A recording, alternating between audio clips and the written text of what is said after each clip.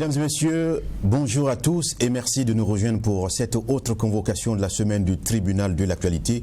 Vous le savez, un rendez-vous sont donc jugés les faits majeurs de l'actualité entre approbation et condamnation, confirmation, vérité, dénégation, parce que tout simplement, nous avons pris le soin de ne jamais rien condamner sans jugement conséquent. Et c'est tout un plaisir donc que de vous retrouver pour partager ces instants. Commençons par vous partager une pensée du philosophe chinois Confucius qui dit ceci: l'homme de bien est droit et juste, pas raide et inflexible, il sait se plier sans jamais se courber. L'homme de bien est droit et juste, pas raide et inflexible, il sait se plier sans jamais se courber. Bonne méditation en cette journée du 26 janvier 2021. Bienvenue à cette deuxième convocation du tribunal de l'actualité. Mon nom est Lukman Sanfo, au siège Ben Abougman. Disons bonjour. Bonjour Président, bonjour Madame, Monsieur. Bonjour également à l'équipe de réalisation de cette émission qui nous permet donc, en tout cas, de nous déporter chez vous à travers les ondes de Watt FM, également à travers Tweet TV. Bienvenue au tribunal de l'actualité. Nous sommes mardi donc. Et ce matin, comme annoncé, on va parler de l'affaire Bassolma Bazier, du nom donc de ce professeur certifié des sciences de la vie et de la terre, officiant au lycée Philippe Zenda Kaboré de Ouagadougou, par ailleurs secrétaire général de la Confédération générale des travailleurs du Burkina, CGTB, qui, disons-le, a maille à partir avec l'administration du tutelle, qui le conduira plus tard à une annonce de démission de la fonction publique burkinabé. Et l'intéressé, vous l'avez certainement suivi en actualité, avait été entendu le 21 septembre 2020 par un conseil de discipline. L'accusation portait sur un refus d'exécuter le volume horaire du conformément donc à l'emploi du temps qui lui avait été établi à son endroit par le censeur du lycée. Après délibération, la décision du conseil tombe quelques jours plus tard et le leader de la CGTB est reconnu coupable des faits qui lui sont reprochés. Et à la suite donc du Conseil, le ministre de l'Éducation nationale adresse une notification de décision du Conseil de discipline dans laquelle il dit confirmer la décision du Conseil de discipline qui n'a pourtant pas pris de sanctions à son encontre. Néanmoins, invite le mis en cause au respect des instructions données par sa hiérarchie. Alors, après, on entendra aussi parler d'une affectation à la direction régionale du centre du ministère de l'Éducation nationale pour nécessité des services. Mais tenez-vous bien, ce service, l'intéressé entend le rendre autrement puisqu'il annonce avec fracas d'ailleurs sa démission de la fonction publique d'État afin, dit-il, de mieux se consacrer à la défense ferme des intérêts des travailleurs et du peuple burkinabé. Fin de citation. Alors, qu'est-ce qui motive donc cette prise d'une telle décision, on va dire, après presque une dizaine d'années de service apprécié par la même administration? Quels sont les non-dits de cette affaire qui, pourtant, a tenu en haleine d'opinion burkinabé et internationale, va-t-on dire également? Nous avons convoqué l'intéressé qui comparaît ce matin devant notre tribunal. Monsieur Bazier, bonjour. Bonjour. Merci donc de répondre à notre convocation. Je vous en prie. Mesdames, Messieurs, vous connaissez le principe de l'émission. On a quand même un regard sur l'actualité en guise d'avant-propos, juste après la virgule.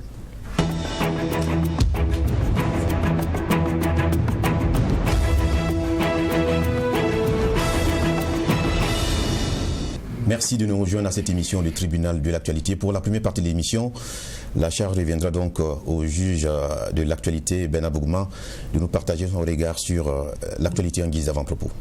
Merci Président. Mon avant-propos va concerner, comme on appelle cela, la situation au niveau de la Côte d'Ivoire avec la sortie de Amontano qui a surpris plus d'un et qui demande pardon à Alassane Ouattara. Et donc, c'est effectivement la surprise générale quand on tient compte des propos que ce monsieur avait tenus quand il avait claqué la porte. Et lors du meeting de l'opposition ivoirienne au niveau du stade, monsieur disait qu'il était venu se battre et tout, mais bon, on se rend compte qu'après, ça n'a pas marché. Et en Côte d'Ivoire, la question qu'on se pose, c'est qu'est-ce qui ne marche pas véritablement? Parce que quand vous regardez, Alassane a presque plié son affaire. Et il a eu contre lui tout le monde, avec qui il a travaillé à un moment donné, très proche, que ce soit Gbagbo, que ce soit Bédié ou que ce soit Soro. Mais après, il s'est retourné contre toutes ces personnes, ou c'est toutes ces personnes qui se sont retournées contre lui, c'est cela. Mais bon, finalement, pour le moment, en tout cas, il a pu prendre le dessus. On ne sait pas comment est-ce que ça va se terminer dans toutes ces situations.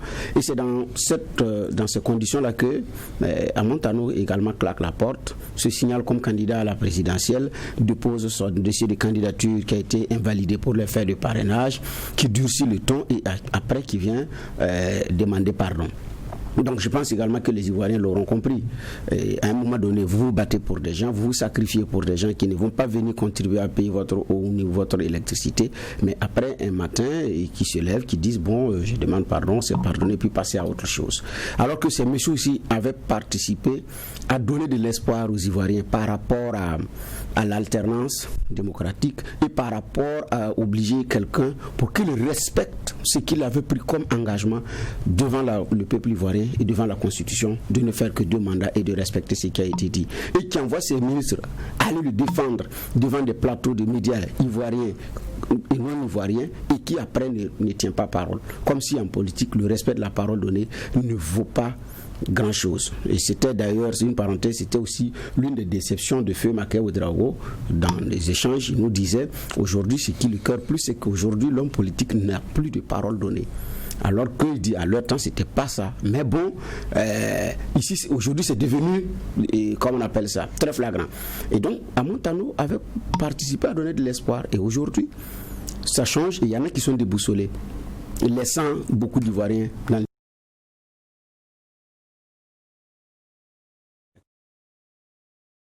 qui a ses calculs. Quand ça ne marche pas, bon, on revient et puis on dit non, ceci ou cela. Mais bon, il aura fait rêver, mais malheureusement tout ça pour ça. Malheureusement tout ça pour ça, et nous disons merci pour ce regard sur cette actualité. Sans plus tarder, mesdames, messieurs, la suite est une audition et nous allons entendre Monsieur Bassolma Bazier, vous le savez, professeur certifié de SVT, également secrétaire général de la CGTB, voilà. Et donc, nous allons parler de cette affaire qui l'a opposé à l'administration burkinabé, ce qui a conduit à cette annonce donc de démission de la fonction publique d'État. Ce matin, il va nous donner tous les détails donc de cette histoire et tous les contours, les non-dits surtout. Encore une fois, bienvenue. Vous nous promettez de nous dire toute la vérité, rien que la vérité. Je vous le promets. Monsieur le Président. D'accord.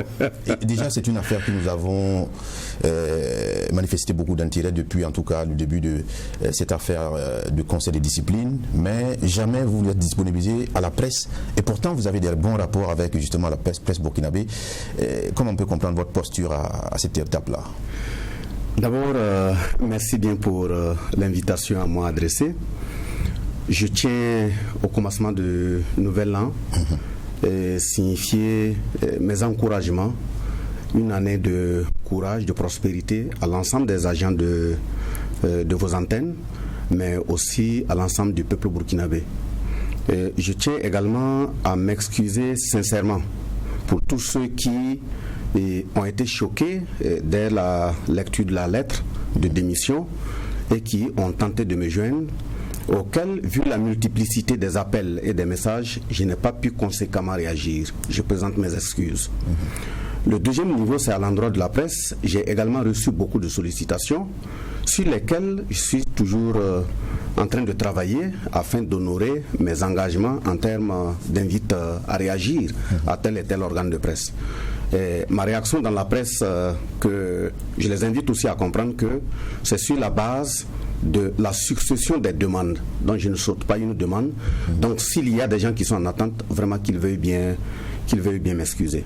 Et ce qui fait que je ne me prononçais pas beaucoup sur cette question de conseil de discipline. Il y a un certain nombre de situations qu'il fallait analyser, qui étaient toujours en analyse, non seulement au niveau de la Confédération, mais aussi au niveau du Conseil de la Confédération qui nous accompagne dans cette affaire. Donc par conséquent, si vous n'avez pas des éléments assez précis, la communication risque d'être soit subjective ou superficielle. Donc je m'excuse si vraiment j'ai dû faire attendre avant de communiquer sur cet élément, mais quand on veut communiquer, il faut réunir les moyens pour communiquer suffisamment bien et juste. Donc je m'excuse si j'ai beaucoup fait attendre. D'accord. Alors, si vous convenez, on va revenir au contexte et au contour donc, de ce fameux conseil de discipline. Beaucoup trouvaient ça extra qu'un simple exercice d'audition d'un agent public par son administration donne lieu à ce tintamarre, si vous permettez déjà le terme, avec avocats, supporters avec pancarte et même une demande de médiatisation, en tout cas de la session du conseil à travers justement les différents médias burkinabés. Est-ce que ce n'est pas l'image du super agent intouchable que vous avez véhiculé à travers cette façon de faire? Parce que c'est un simple fait anodin, dit-on, mais vous l'avez tellement, on va dire, pompé qu'on a eu l'impression qu'on avait affaire au fils de Jupiter. Je tiens à encourager et féliciter l'ensemble des agents publics et même des travailleurs du privé, qu'ils soient dans les bureaux ou sur le terrain. Et il faut aussi dire la particularité de ce conseil de discipline, comme son nom non seulement l'indique, et les textes qui régissent la tenue de ce conseil de discipline le disent clairement. C'est un conseil de discipline ouvert au public.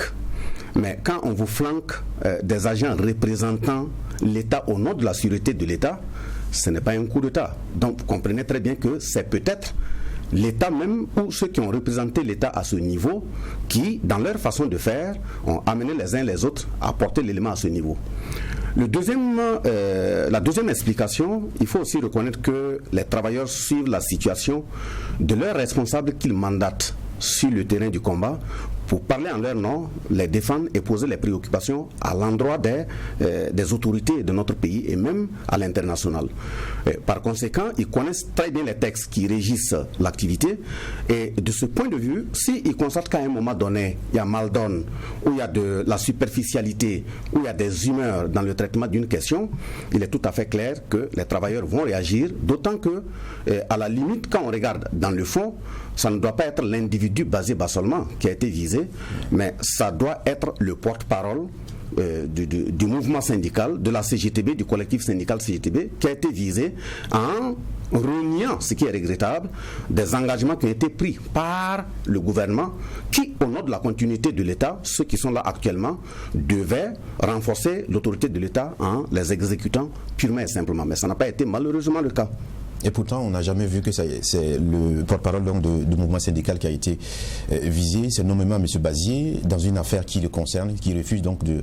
On va venir facilement au fond du problème, mais là, c'est une affaire personnelle qui vous concerne. Est-ce que vous aviez peur de vous défendre vous seul plutôt que d'avoir des services d'un avocat? Pas du tout. Et pour montrer que ce n'est pas seulement Bazier forcément qui est visé ici, et comme nous aimons la transparence, vous me permettrez d'utiliser certains documents. Ici, j'ai le récépissé, l'original du récépissé avec lequel j'ai pris part au concours, qui porte le numéro 332. Et ça a été signé le 17 novembre 2000. Ça, c'est l'original. Et ça, c'est le communiqué final qui a apporté sur la publication des résultats. Si vous regardez les résultats, je vous laisserai une copie. Vous allez constater que l'option sciences de la vie et de la terre, je suis premier sur la liste. Ça, c'est l'original du papier avec lequel j'ai composé le dossier d'entrée dans la fonction publique. Et ça, c'est l'arrêté d'intégration de tous ceux qui ont fait ce concours au même titre que moi. J'ai servi dans plusieurs localités.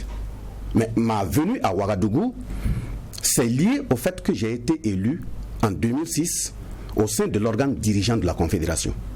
Et les textes disposent que tout responsable d'une organisation syndicale, si il le souhaite, l'organisation prend en charge la communication à l'endroit de l'autorité pour le faire venir au siège de l'organisation.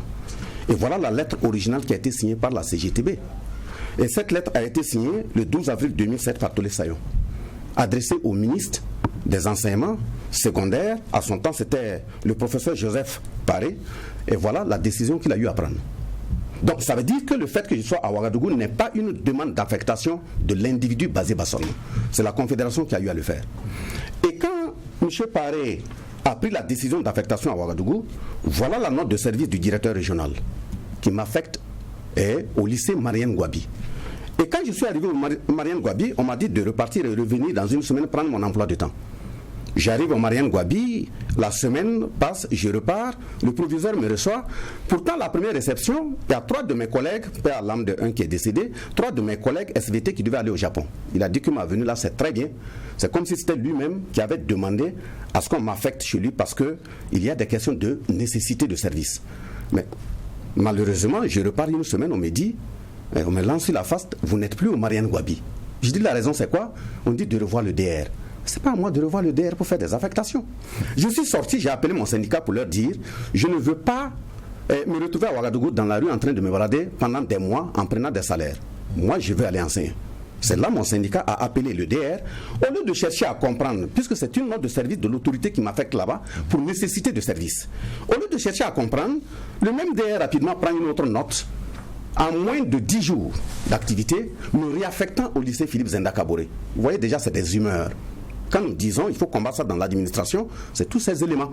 Donc, vous devriez chercher à comprendre pourquoi quelqu'un qui a été affecté par nécessité de service, vous le refusez en moins d'une semaine, et le même DR est obligé de re-signer une autre note pour l'envoyer temporairement au niveau du lycée Philippe Zenda Kaboré. Et même là-bas, la note le dit très bien, en entendant que la commission d'affectation se réunisse, Bazé Bassolma est temporairement affecté au lycée Philippe Zenda Kaboré.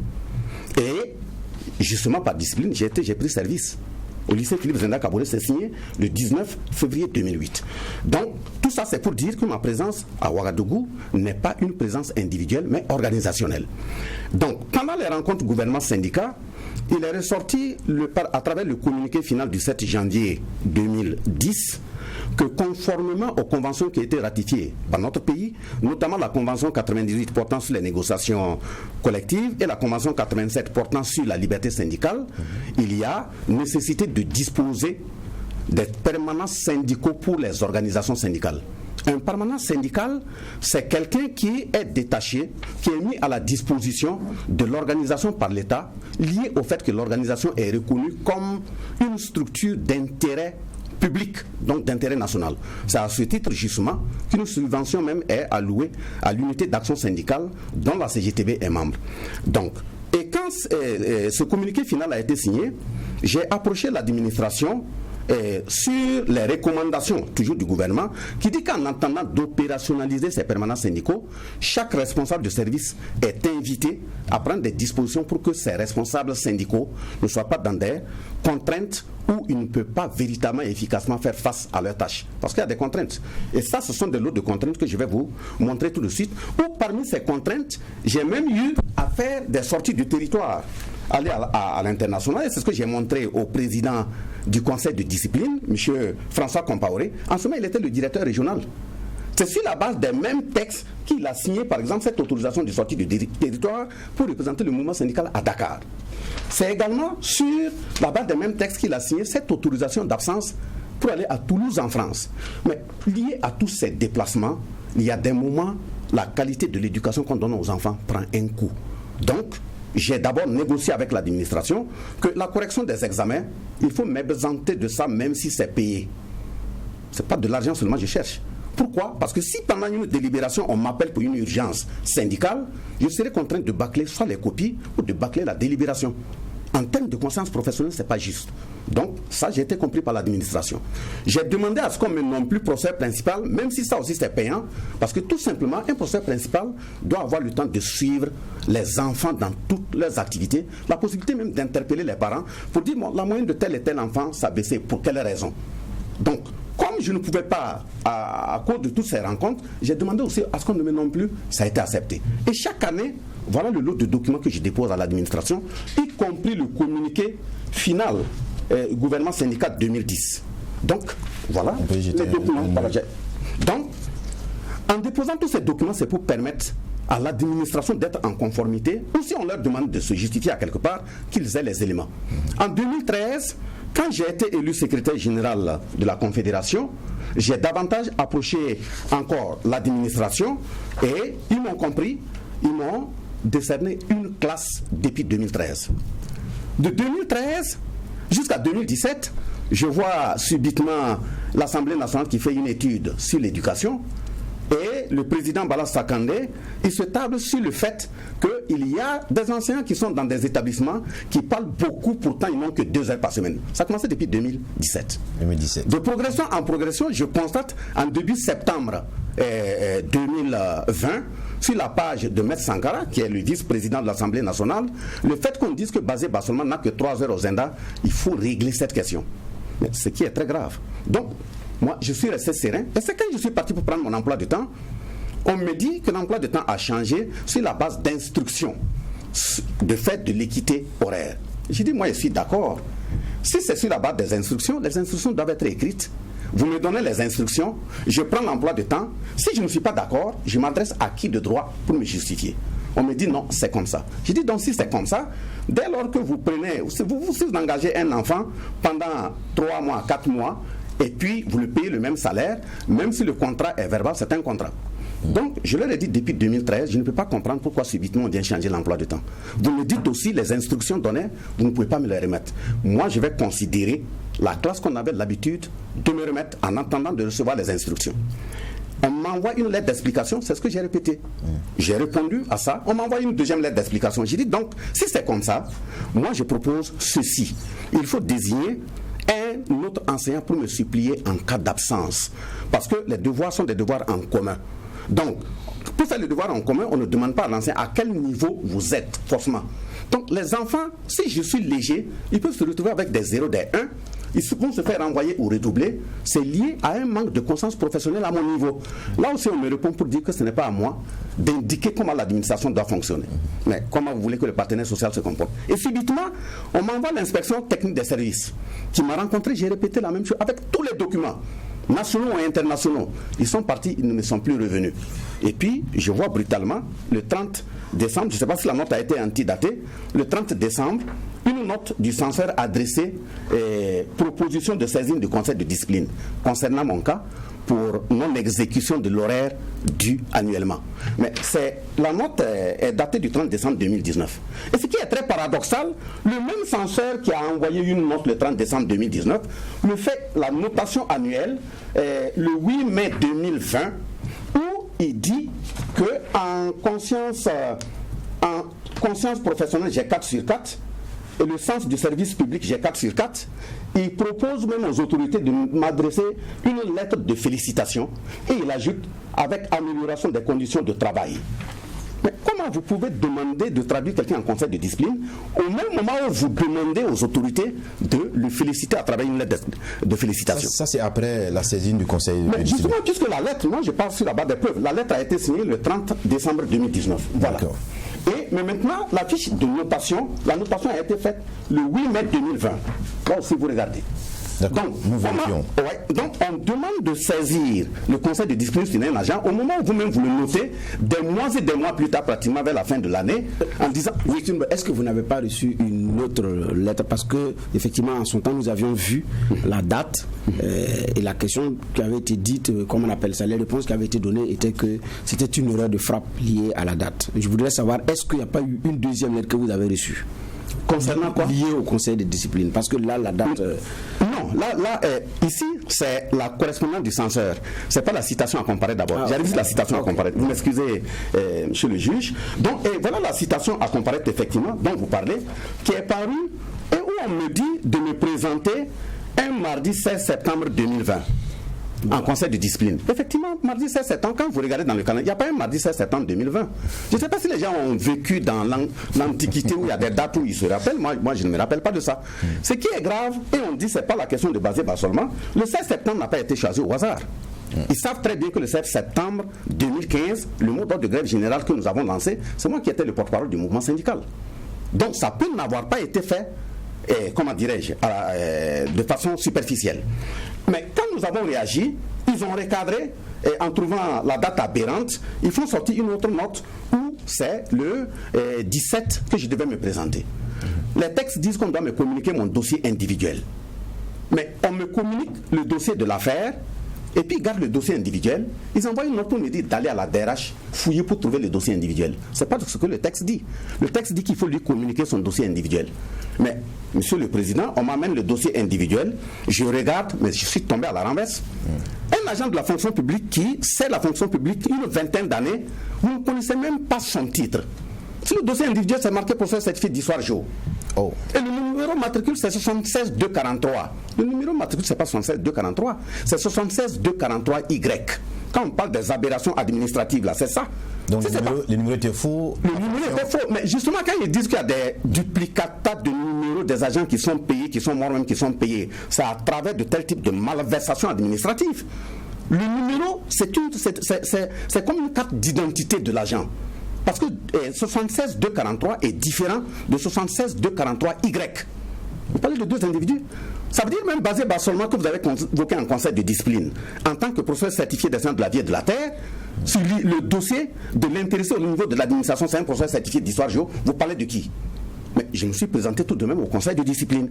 Et quand je me suis présenté au conseil de discipline, après, sur le champ, on constate que ce n'est plus public. On me flanque même des agents de la sûreté de l'État. Mais nous avons suivi tout le processus avec eux. Là où on tombe à la renverse, au niveau de la salle, même ceux qui ont fait ce conseil de discipline ont été très francs entre eux en disant que ce n'est pas un dossier qui doit venir ici en conseil de discipline. Vu sa superficialité, ça n'a pas de consistance. S'ils veulent, ils peuvent venir, on va en débattre. De toute façon, il y a des traces. Donc, mais comment vous pouvez dire que ce dossier est superficiel, il ne doit pas venir en conseil de discipline, et vous sortez avec une décision que tout le monde, de façon consensus, a reconnu l'intéressé coupable. On dit être coupable est une conséquence. C'est une conséquence qui découle de la violation d'une loi. Quel est l'article ou l'alinéa de la loi que j'ai violé? On dit tu as violé tel article, par conséquent tu es coupable. Mais encore plus paradoxal, on dit tu es coupable mais il n'y a pas de sanction contre toi. Mais c'est quel type de jurisprudence historique? C'est tombé à la renverse. Donc le ministre fait cette notification, il envoie pour dire que, à partir, comme vous l'avez lu, je dois maintenant me soumettre à toute décision de la hiérarchie ultérieurement. Ce qu'il ne dit pas, il a fait la notation, mais pourquoi il ne met pas toutes les recommandations qui sont issues du conseil de discipline?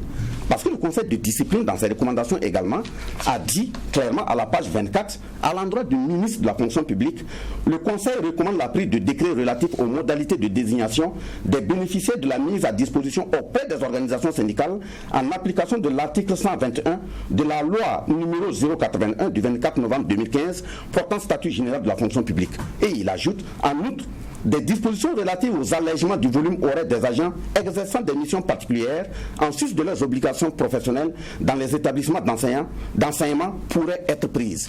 Mais il a laissé tout ça. Pourquoi il n'en parle pas dans la notification? Ce qui est grave, et ils induisent même le Conseil d'État en erreur, qui va statuer sur mon cas. D'abord, le Conseil d'État ne statue pas de façon superficielle sur des questions comme ça, pour dire que je me suis basé sur un communiqué final pour refuser l'exécution de l'emploi de temps, et le communiqué final n'est pas un document juridique. Mais il devait dire au Conseil d'État que le communiqué final s'adosse à l'arrêté numéro 2017-001 portant création, attribution et fonctionnement d'un cadre de concertation gouvernement et organisations syndicales. Et c'est l'article 8 qui dit que le contenu du communiqué final est directement reversé au niveau du chef de l'État et il est responsable de la mise en œuvre. Donc c'est un document juridique. Vous voyez comment on a traîné le Conseil d'État même dans la boue. Pour suivre rapidement, excusez-moi, et dans ce cadre, l'unité d'action syndicale a demandé à rencontrer le Premier ministre. La correspondance a été signée le 15 octobre 2020. Le Premier ministre les a reçus.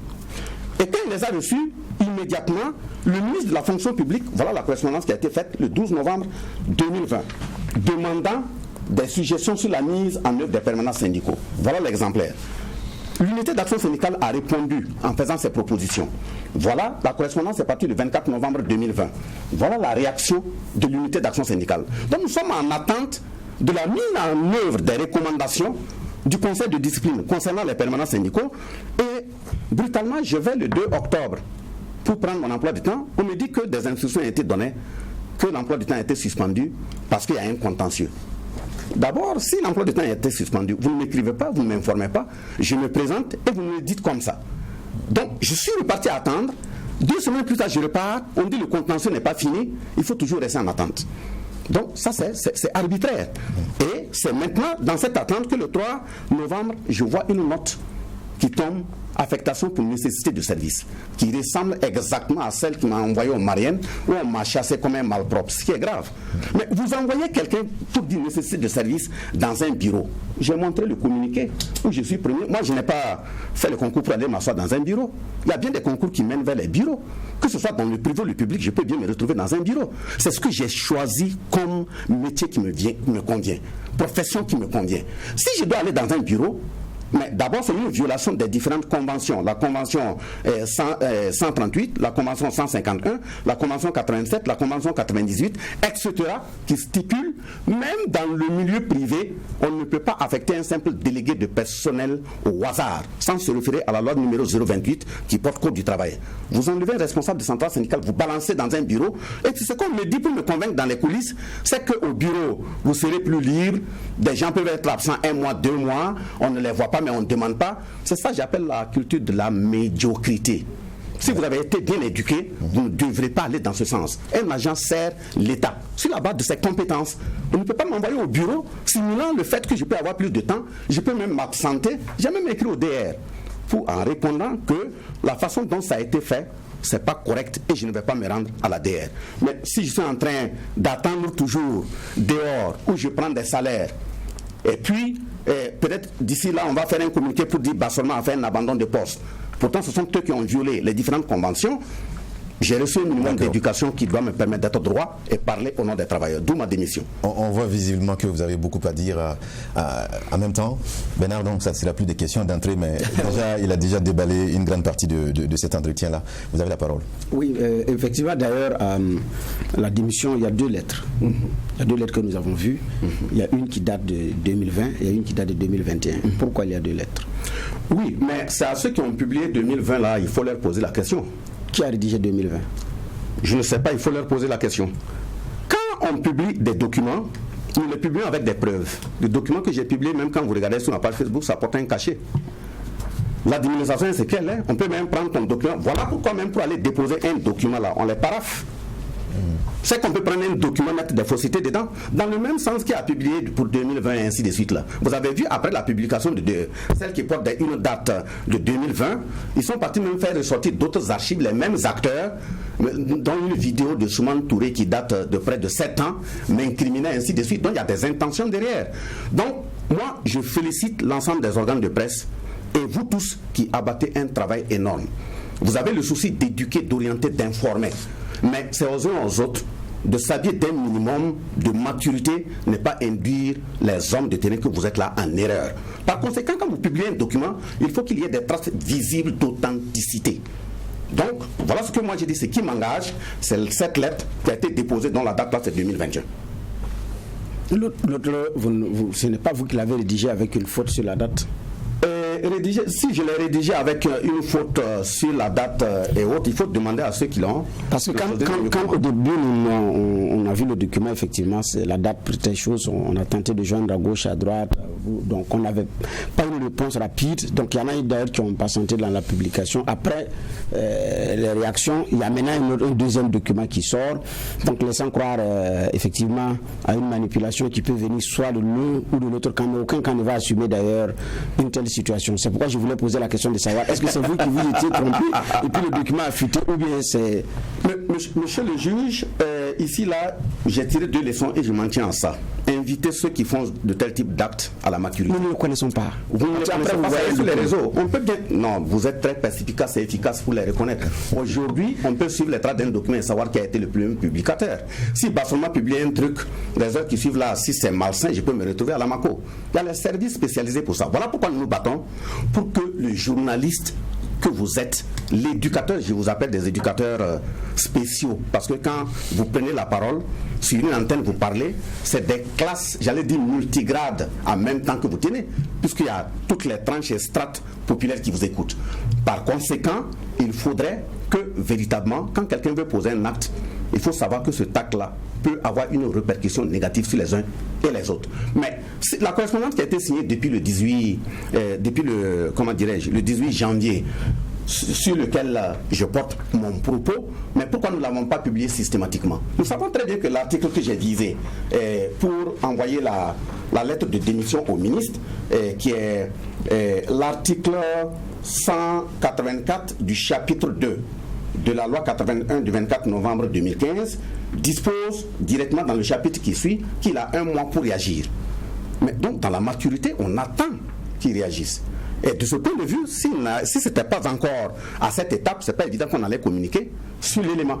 Donc, si c'est parti par des faussetés où on va faire des racolages pour donner l'impression qu'il faut le noyer, Peut-être que les gens n'ont qu'à bien regarder dans mon passé, je ne suis pas noyable. D'accord. Alors, la suite, vous dites que vous quittez la fonction publique, compte tenu de ce qui s'est passé. Alors, beaucoup de questions. Est-ce que c'est seulement la question du conseil de discipline? Parce qu'on a l'impression que cela vous est passé en travers de la gorge quand même. Non, ce n'est pas passé à travers de la gorge en tant qu'individu. Si ça passe à travers de ma gorge, c'est en tant que répondant et porte-parole de travailleurs, des gens qui se sont sacrifiés à tous les niveaux, excusez-moi, pour l'ancrage de la démocratie, pour le renforcement de l'état de droit. Le général l'a très mal pris. Et très mal pris quoi? Le conseil de discipline.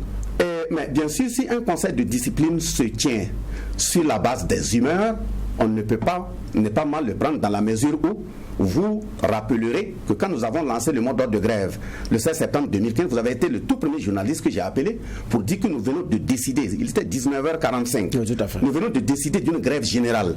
Mais si vous vous sacrifiez, vous savez combien de guet-apens m'ont été tendus pendant cette période et puis on s'en sort.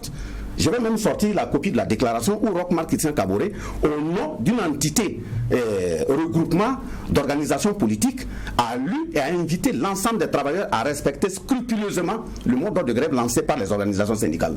Si vous vous sacrifiez jusqu'à ce niveau, à ce degré, niveau de degré, pour la défense des institutions, de la démocratie, de l'état de droit, et vous constatez que des gens arrivent comme des bambins qui s'amusent avec les mêmes lois, mais ça ne peut pas passer facilement au niveau de la gorge, à moins que vous ne soyez inconscient. Dans la mesure où les textes, les conventions, les lois, les arrêtés, les règlements, c'est le minimum de consensus qui permet de différencier notre cité humaine de la jungle. Parce que là où il n'y a pas de règles, il n'y a pas de loi, c'est la loi de l'animal, en ce moment c'est la jungle. Or, le consensus textuel à travers les lois, c'est ça qui détermine notre maturité de vivre en cité. Donc quand quelqu'un vient les piétiner comme si c'était des chiffons sur la base de ses humeurs, vous ne pouvez pas me demander d'avaler ça facilement. Et il y a des gens qui sont cités. Norbert Zongo est parti. Dabo Boukari, nous ne l'avons pas. Et on cite Thomas Sankara, on cite bien d'autres cas où des gens se sont sacrifiés pour la construction de cet état de droit. Donc quand quelqu'un vient de façon naïve et puis pour des actes où il s'assoit sur les textes, on ne peut pas dormir pour ça. Alors, vous dites qu'ils se sont assis sur les textes, et vous dites également que le Conseil d'État a été induit en erreur. Alors, la suite, effectivement, avec cette juridiction, c'est quoi? La suite avec cette juridiction, je ne sais pas, c'est à leur niveau. Vous avez vu même le numéro de l'événement, je ne l'ai pas amené, qui a publié un élément indiquant qu'il y a un premier responsable du Conseil d'État qui se retrouve au premier ministère après sa retraite, qui prend un salaire indu. Quand nous disons qu'il faut être des modèles pour orienter la jeunesse aussi, c'est ça. Ce n'est pas des agents au niveau de la magistrature qui manquent. Donc, ils ont décidé, moi, je respecte leur décision sans en être d'accord, mais je regrette tout simplement qu'une institution puisse être facilement induite en erreur sans pouvoir aller à la base et vérifier. Parce que ce que vous posez comme acte, vous en tant qu'individu, si vous en avez trop vécu, c'est 100 ans. Mais l'institution est là pour la pérennité. Il ne faudrait pas que vous posiez des actes qui vont ternir cette image. Justement, c'est ça le regret. Voilà, justement, parce que quand vous dites que le Conseil d'État a été induit en erreur, alors que effectivement c'est une juridiction qui connaît les textes au niveau du Burkina, bon, c'était effectivement là ma question, parce qu'il y avait aussi la responsabilité au niveau du Conseil d'État. Mais passer cette étape au niveau de l'organisation du travail, il y a des mécanismes qui vous permettent de saisir les instances internationales quand les voies internes sont épuisées. Est-ce que vous êtes dans cette dynamique? Oui, ces instances ont été chaque fois ampliataires de tous les documents que j'ai eu à produire. Même avant d'aller au niveau international, il faut dire que les correspondances que je vous ai indiquées ici, je les ai déposées auprès de toutes les institutions qui travaillent même dans le domaine de la bonne gouvernance. Parce qu'il ne faut pas crier sur les toits bonne gouvernance, et vous-même, vos actes ne vont pas dans ce sens. Mais est-ce que vous les avez formellement saisis? Ils ont été formellement saisis. Si vous demandez à l'ASE, LC, ils ont toutes les copies de correspondance. Vous demandez au RENLAC, c'est pareil. Vous demandez au Conseil économique et social, c'est pareil. Le Conseil économique et social nous a même répondu pour nous féliciter sur la façon de gérer et de communiquer sur le dossier, parce que la question du climat social doit être une préoccupation nodale et à sauvegarder. Quand les camarades ont eu écho de l'affectation arbitraire à la direction régionale, j'ai reçu un flux de monde chez moi et des appels, des messages où les uns et les autres étaient prêts pour descendre sur le terrain.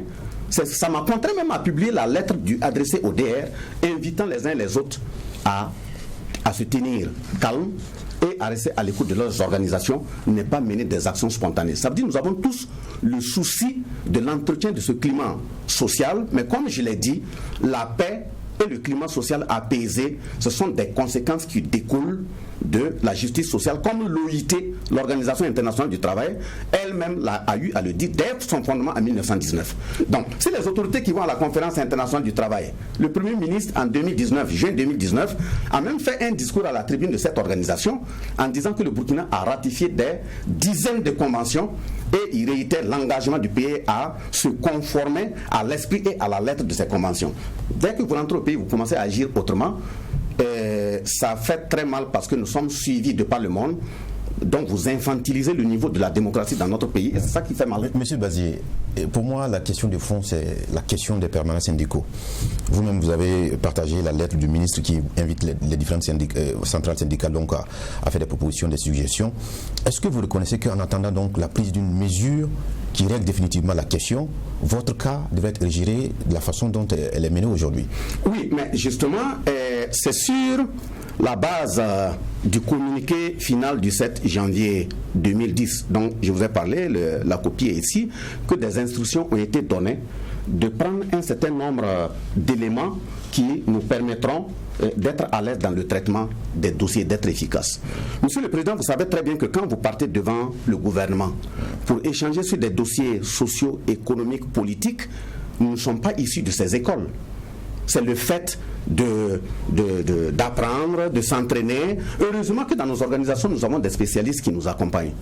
Vous ne pouvez pas être sérieux, aller discuter d'un dossier sérieux face à l'autorité en grattant la tête. Il faut être très précis. Et pour être précis, il faut du temps. Le deuxième élément, si vous voulez que le pays avance et que vous êtes prêt au sacrifice, il faut être un référentiel, un modèle. Parce que surtout le système éducatif, qui est un système de production des hommes de demain, ce n'est pas une industrie de fabrication de chaussures. Parce que la chaussure, si vous fabriquez, la marque n'est pas bonne, ce n'est pas de bonne qualité, vous pouvez la détruire et puis recommencer. Mais l'être humain, quand il est produit et injecté dans la société, il va avec tous les impairs et la répercussion sera très grave. Donc, si au nom du respect de la parole donnée, depuis Blaise Compaoré avec le communiqué qui a été signé le 7 janvier 2010, l'administration nous a même donné à chacun des secrétaires généraux une carte de personnalité permettant d'avoir accès à tous les milieux, y compris l'aéroport, pour recevoir les personnalités étrangères dans le sens du fait que l'organisation syndicale est une structure d'intérêt public. Ils nous ont même décerné des passeports de service dans ce sens. Mais c'est parce que ce n'est pas encore opérationnalisé. Si vous prenez la Côte d'Ivoire... Est-ce que ça, ce n'est pas simplement des faveurs qu'on vous accordait? Non, ce n'est pas des faveurs. Ça, c'est disposé au niveau des textes. Vous prenez la Côte d'Ivoire, vous prenez le Ghana, le Mali, tous les pays qui nous environnent. Je vous invite à appeler toute connaissance. Là-bas, vous allez avoir les preuves. Le permanent syndical, dès lors que vous êtes élu à la tête de la centrale et que vous êtes libéré de vos tâches, certains, même dans certains pays, sont frappés d'un médecin spécialiste. Ils sont frappés d'un véhicule de fonction. Ils ont un chauffeur qui les conduit. Ils ont un gardien à la maison au nom de l'État. Donc, par conséquent, c'est parce qu'on reconnaît que l'organisation syndicale doit jouer un rôle tampon et faire en sorte à être crédible pour interpeller les dirigeants sur les manquements. Parce que si vous interpellez et puis vous n'êtes pas écouté, tel que le cas du 16 septembre 2015, quand il y a les dérapages, on peut ne plus pouvoir attraper. Donc, si des engagements ont été pris, l'emploi du temps a été allégé, et on vous donne sur 7 ans un seul emploi de temps, en tenant compte des différentes notations qu'on vous fait, où l'administration estime que vous êtes un repère, vous êtes un exemple. On te dit conscience professionnelle 4 sur 4, ainsi de suite, et puis brutalement on vient comme ça, on veut vous envoyer dans le décor, vous voyez que ce sont des choses qui ne sont pas acceptables. J'estime que c'est une remise en cause de la parole donnée, c'est une remise en cause d'un accord tacite. J'ai dit que l'accord peut être verbal. Donc si sur 7 ans vous posez un acte, et brutalement vous venez, vous le changez, je dirais je ne me suis pas opposé au fait qu'on veut surcharger un emploi du temps. Il vient de me demander de façon précise, est-ce que nous avons saisi les instances? Mais quand on doit saisir des instances, si vous-même vous devrez être crédible, c'est sur la base des preuves. Donc vous dites que vous voulez changer l'emploi du temps sur la base d'instructions que vous avez reçues. Si vous me donnez les instructions, j'ai 2 choix. L'un des choix, si je ne veux pas porter plainte, je continue à administrer les cours et je dois me conformer à ce qui a été décidé. Si ça ne convient pas et je vois que ça va dénaturer la qualité de l'éducation que je donne aux enfants, je peux servir le tribunal administratif. Vous imaginez, je vais tomber au niveau du tribunal administratif, j'ai dit, bon, on est en train de piétiner mes droits, sur la base de quelle preuve? On ne le donne pas. Et pour terminer sur ça, le deuxième élément, j'ai même proposé qu'on m'adjoigne un élément qui soit capable de tenir les classes pendant mon absence pour ne pas saccager l'avenir des enfants. Ça veut dire quoi? C'est vous qui décidez de votre sort finalement. Parce que vous l'avez dit tout à l'heure que vous n'avez pas fait le concours pour aller dans un bureau. Vous n'avez pas non plus fait un concours pour aller dans un syndicat. Donc, est-ce que c'est à vous de décider finalement de où vous voulez aller quand on sait que vous êtes entré par une porte et c'est par cette porte-là qu'on doit vous tenir rigueur? Je n'ai pas fait de décision. Le rôle du partenaire social, ce sont des propositions. Et des propositions qui doivent être en lien avec la qualité morale des dirigeants et le respect de la parole et des engagements pris. C'est très important. Par conséquent, toutes les lettres d'explication que j'ai eues à faire, aux demandes d'explication qui m'ont été demandées, il n'y a pas un lieu où il y a eu une décision. Donc, j'éclaire sur la situation de façon objective pour que l'histoire puisse en disposer. Parce qu'aujourd'hui, demain, je peux ne pas être là, mais si les traces sont là, on sait exactement ce qui a été fait à tel et tel et tel point. Du reste, quand on dit par exemple, il y a certains qui ont eu à dire que affecté, basé seulement dans un bureau, je suis un agent de l'État, l'État doit être capable de m'affecter là où il veut. Mais justement, c'est cette compréhension qui amène toutefois la médiocrité administrative. C'est comme si on devait prendre basé seulement l'affecter dans une maternité, dans un service de gynécologie, dans un service technique de l'agriculture, dans un service technique de l'environnement, sans tenir compte de mes compétences, où on doit m'envoyer, c'est pour aller produire quoi? Alors que quand on regarde votre CV, vous avez quand même le sens de l'organisation, vous avez fait des diplômes dans le domaine de management, des organisations, donc ce n'est pas les aptitudes pour diriger un bureau qui manquent, M. Bati. Et là aussi, vous êtes d'accord avec moi? Merci bien, monsieur le juge. Mais je viens de parler du contenu du dossier individuel. Mais je suis tombé à la renverse parce que le titre d'abord c'est professeur certifié d'histoire géo. Deuxièmement, le matricule c'est pas ça. Troisièmement, il y a plus de la moitié des documents me concernant qui manquent dans le dossier, même y compris. Ce que vous dites, c'est vrai. Je vais vous le préciser. Même y compris des documents qui ont été pris en conseil de ministre me concernant. Ce que je ne refuse pas. Parce que ça, c'est pas la foi. Monsieur, ce n'est pas la. Les erreurs administratives, c'est vrai. On les consomme. On l'a plusieurs fois. Je vous donne la réponse. Avec preuve. Non, pas pour vous couper. Je prends cet exemple où le secrétaire permanent du ministère de l'Environnement a signé une correspondance le 25 mai 2011 envoyée au président du mois des centrales syndicales demandant un spécialiste qui peut représenter les partenaires sociaux dans un comité national mis en place pour préparer Rio 2020 sur l'environnement. Oui. Mais quand le dossier est arrivé, ils ont analysé au niveau du mouvement syndical, sur la base des compétences qui sont au niveau du mouvement syndical. J'ai été désigné comme représentant du mouvement syndical. Oui, vous êtes consultant en environnement minier. Vous avez plusieurs corps. Mais en fait, oui, on a aussi pris par le temps président. La réalité, c'est que quand on regarde le parcours de M. Bazier, ce ne sont pas les aptitudes de management qui manquent. Ce n'est pas parce qu'à l'origine, c'est un homme de la craie qui ne peut pas conduire une équipe. La CGTB, c'est combien de syndicats qui sont dans la CGTB? C'est beaucoup d'hommes. Si vous avez été de FADA, de là-bas vous avez été affecté à Ouagadougou, pour conduire la CGTB, il y a quand même des compétences par rapport à la gestion des hommes et la gestion des organisations. C'est pas ce qui vous manque. Même si le boulot de départ c'est la craie, dire que comme c'est la craie, je suis rentré pour ça. Alors que vous avez les aptitudes également pour gérer un bureau, là je suis pas d'accord avec vous. Parce que si vous, c'est-à-dire vous dites que vous refusez l'affectation, oui, mais dire que vous n'avez pas les aptitudes, je suis pas d'accord avec vous. Parce qu'au moment où je vous parle, votre CV a été rendu public, on l'a. Et quand on regarde le diplôme que vous avez fait dans le domaine du management des organisations, ce ne sont pas ces certificats. Oui, voilà pourquoi je suis en train de vous répondre par les faits. Parce que le CV dont vous parlez, quand j'ai pris, le dossier individuel qui m'a été transmis par l'administration, je vous ai dit qu'il y a plus de la moitié des pièces qui manquent. Qu'est-ce qui empêche? Chaque année, je remplis des pièces au niveau de l'administration pour indiquer à quel niveau je suis. Pourquoi ça ne se retrouve pas dans les dossiers individuels? Quand on doit affecter quelqu'un au niveau de l'administration, ce n'est pas sur la base des susceptibilités, il est capable ou il n'est pas capable. Nous ne partons pas pour jouer à un jeu d'enfant. Nous partons pour servir la République. Mais ce sont les mêmes autorités qui disent que chaque agent doit se poser la question. Au lieu de demander qu'est-ce que l'État fait pour moi, il faut te poser la question qu'est-ce que tu fais pour l'État. Mais ici, si vous voulez choisir ce que vous voulez faire pour l'État, sans que l'État ne vous dise nous voulons que moi je veux que vous êtes utile à ce point et je suis sûr que vous êtes utile à ce point, vous refusez ça. Et c'est ce qui est dit. C'est pas un refus. quand on vous envoie, je pense qu'il faut faire le lien avec la notification. La notification dit que je dois me soumettre aux instructions de la hiérarchie désormais. On envoie une lettre d'affectation qui te dit que c'est une affectation pour nécessité de service. Cette nécessité de service-là, c'est quel service? C'est là la question. La preuve est que tout récemment, quand vous arrivez, votre chef de service vous tend votre lettre, comment on appelle ça, votre lettre de mission. Pour que vous sachiez. Oui, voilà. Mais justement, la lettre de mission peut être pour aller cultiver dans son champ, puisque la notification le dit. Dans son champ, si vous acceptez la gestion par les humeurs, ou une notification sur la base des humeurs, le service est clairement identifié. Le service est clairement identifié. Les lois aussi qui doivent être respectées sont clairement identifiées. Pourquoi c'est difficile de les respecter? Il y a l'article 121 de la loi 081 du 24 novembre 2015. Il y a la convention 135 de 1971 concernant la protection des représentants des travailleurs dans l'entreprise et des facilités à leur accorder.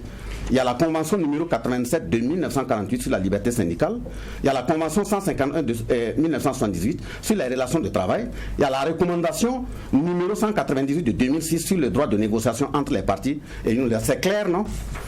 Et même, je vous reprends à travers un de vos propos que vous avez dit à l'introduction ici, qui est très bien et très clair. Vous dites que les hommes politiques aujourd'hui, c'est des gens qui sont sans parole. Donc, si un dossier est géré sur la base des humeurs, c'est pas parce que c'est noté sur un papier que ça sera mis en œuvre. Combien d'accords ont été écrits et signés par le gouvernement qui sont remis en cause? Alors, d'accord. Président, nous sommes pris par le temps également. Allez-y. On parle à venir. Vous déposez vos baluchons où? Je dépose mes baluchons dans un lycée privé. J'ai déposé mes baluchons dans la lutte. Non, mais puisque vous devez continuer avec la crève. Oui, mais j'ai déposé ma démission, mes valises dans la lutte. Vous allez enseigner où? J'ai dit je les ai déposées dans la lutte. Non, mais la lutte. Est-ce que techniquement, juridiquement, c'est possible? Le fait de ne pas être employé, ni dans le privé, ni dans non, il n'a pas dit qu'il n'est pas employé d'abord.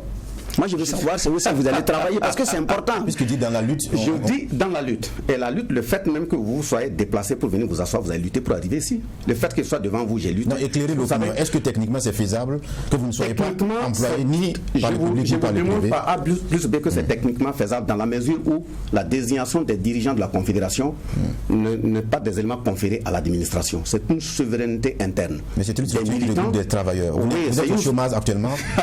Est-ce que vous pouvez représenter? C'est vous qui me dites que je suis au chômage. M. Bazier ne chôme pas, président. M. Bazier est consultant dans plusieurs domaines. Même dans l'environnement minier, il ne chôme pas. Moi, je veux savoir, pour la bout de travail, où il dépasse. À la bout du travail, toutes les notifications et documents qui m'ont été envoyés ont été déposés à la bout du travail. Mais ça n'a pas été amené à domicile. Mais ça veut dire que même à la bout du travail, c'est un lieu de travail, là où on m'a retrouvé. Et j'ajoute tout simplement que la Confédération générale du travail du Burkina n'est pas une confédération d'appartenance seulement aux agents de la fonction publique. Il y a les agents publics, il y a les agents du privé, il y a les agents du parapublic. Et mieux, je vous dis que même un simple cireur de chaussures qui vient adhérer à la Confédération, c'est sur la base de la moralité, de son intégrité, de son honneur. Les militants ont confiance en lui pour le désigner, pour diriger la Confédération, il peut le faire. Mais auparavant, il faut être un employé. Même quelqu'un qui est en prison, même si on a fait des manigances politiques pour t'envoyer en prison, vous, Monsieur le Président, si on vous enferme et vous êtes un militant de la Confédération et nous avons confiance en vous, malgré que vous soyez prisonnier, on peut vous élire malgré tout secrétaire général de la Confédération. Ces choses sont possibles. Oui. Mais comme vous aimez la CRE, est-ce qu'il y a déjà un établissement qui veut vous engager? Je parle d'éducation. On peut forcément éduquer sans passer par la CRE. La preuve est que quand vous prenez ma page Facebook, j'envoie plusieurs messages aux élèves, aux étudiants et bien d'autres professionnels face à tel et tel élément. Mais dans votre domaine d'origine, ça va manquer. Oui, tout ça, ça fait partie de la lutte. Donc je suis dans la lutte. Donc vous abandonnez le poste à la fonction publique pour incarner maintenant la lutte, compte tenu de ce qu'on entend de voir sur l'échiquier politique. Compte tenu de ce qu'on entend de voir sur l'échiquier politique, autrement dit, c'est le syndicat qui revient à la surface comme pratiquement l'opposition burkinabé. Est-ce que c'est ça? Permettez de rassurer le juge. Et en même temps, il relève un élément très important où les gens croient que la démission de Bazier Bassolman, c'est pour créer un parti politique. Oui, avec les compétences, peut-être que vous allez entrer en politique. Non, je dis il faut rester modeste. Quelqu'un qui est bien éduqué ne doit pas se prendre la tête. C'est pas parce qu'on dit Bazier Bassolman partout que vous êtes capable de diriger un parti politique ou aller se faire voir. Vous êtes vu au nom de ce que vous représentez. Il faut rester humble. Bazier Bassolman, enlevé en tant qu'individu n'est rien. Même à la tête de la CGTB, si ce n'est pas à travers les travailleurs, Bazier Bassolman je dois avoir l'humilité de comprendre que je ne suis rien. Alors que des fonctionnaires sont convaincus que vous, au ministère des Enseignements ou au ministère de la Fonction publique, vous allez pouvoir contribuer à faire bouger les lignes pour améliorer les conditions de vie et de travail. Ça, ce ne sont pas les fonctionnaires, y compris même le juge. J'ai une question ultime, que tout au long de l'entretien, vous vous êtes montré moralisateur en interpellant les uns et les autres sur les responsabilités pour une administration responsable et tout. Est-ce que le message que vous voulez véhiculer à travers cette démission, c'est de dire aux travailleurs qui sont dans soit l'administration publique ou privée, que si on a des difficultés avec son employeur ou l'administration, la porte c'est de démissionner, c'est de se mettre en affront et jeter l'éponge, on va dire. Ça. 3 leçons. La démission, c'est tout simplement une interpellation pour dire que tout homme, on doit retenir qu'il ne vit pas que de la matière. Vous devrez vivre par rapport à des valeurs. Ça, c'est le premier élément. Le deuxième élément, il faut toujours refuser d'être un objet qu'on utilise comme un torchon pour essuyer des dossiers sales ou saccager le minimum des caractéristiques d'état de droit, dont les lois. Le troisième élément, c'est d'inviter les dirigeants à comprendre qu'un pays ne se gère pas sur la base des humeurs. L'humeur n'est pas la loi. La loi, c'est la loi, on doit tous s'y conformer. Est-ce que vous n'êtes pas dans l'humeur, vous aussi, en refusant justement de vous consacrer à la nation, que de réagir par rapport à des décisions qui sont prises par des hommes? Quand se consacrer à la nation, je le fais même avant d'être fonctionnaire. Quand j'étais à l'université, j'étais militant de l'Union générale des étudiants burkinabés pendant la lutte sur le dossier Norbert Zongo. La répression qui a eu lieu le 8 avril 2000, nous étions tous présents. Si c'était des morts, on allait tous les prendre puisque on sécurisait les responsables à cette période. Vous avez vu quand ils ont été rasés, nous aussi nous sommes rasés pour dire tant que nos cheveux ne vont pas pousser, on ne va pas repartir à l'école. Si vous vous en souvenez. C'est avoir aussi l'humilité de comprendre qu'on ne sert pas l'État parce que forcément on est dans un bureau. Le paysan qui est au champ, le dos donné au soleil, quotidiennement sert l'État. Mais à souhaiter que celui qui dit État comprend véritablement ce que veut dire en ce moment la notion de l'État. D'accord. Malheureusement, on va devoir rendre l'antenne. Merci à vous, M. Bassalma Bazié. Je vous en prie. Et merci à tous ceux qui nous ont suivis. On espère que vous avez tiré en tout cas beaucoup de choses dans cet entretien sur le démissionnaire donc, de la fonction publique burkinabé, Bassalma Bazié. On espère vous retrouver demain pour d'autres sujets. Prions pour que la paix nous fasse la guerre et que la guerre nous fasse la paix. Au revoir.